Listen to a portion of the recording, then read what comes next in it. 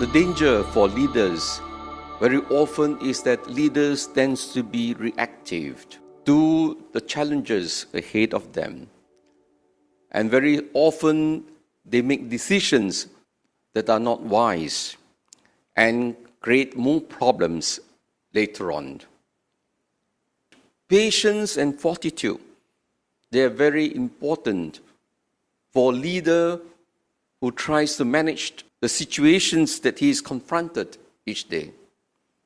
The lack of patience, the lack of courage would cause him to fail miserably. Jesus showed us how to deal with difficult situations, with challenges. Jesus was a wise man.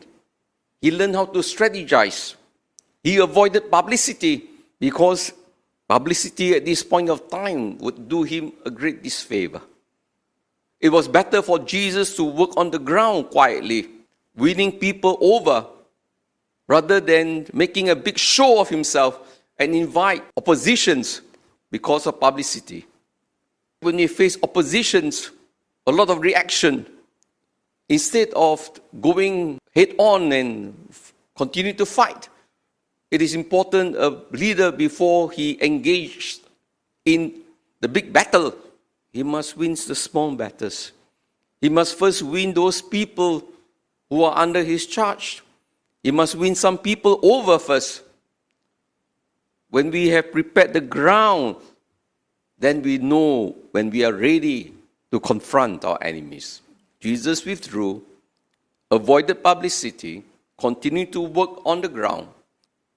Although he withdrew, he was authentic.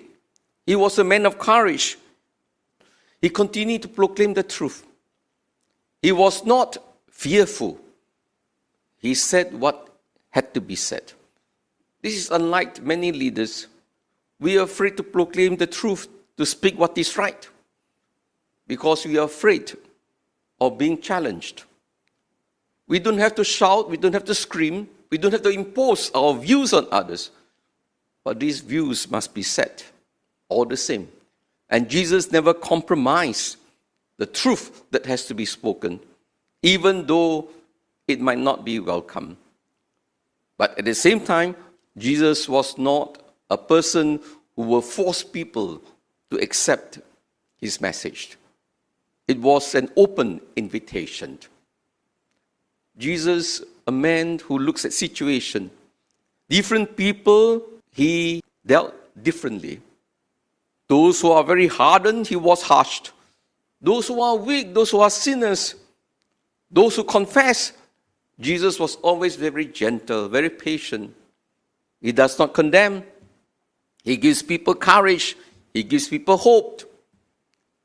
Jesus was the man who understood the struggles of every individual, including sinners. Even among his enemies, he forgave them. That was the way Jesus went about his mission. My dear brothers and sisters, having said all this, at the end of the day, the battle has to be fought. Unfortunately, no leaders can escape the final confrontation. After all that is said and done, after all the work that has been prepared, the leader must face the consequence. And therefore, when Jesus was ready, when he has built out his apostles, his disciples, when he has formed them, he went to Jerusalem head on. And he clashed with the religious leaders because he came to realize that his death was necessary for the proclamation of kingdom.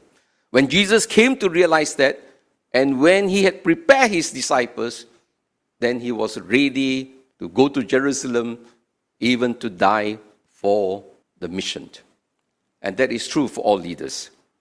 After all that is said and done, do we have the fortitude to confront our enemies in the final battle?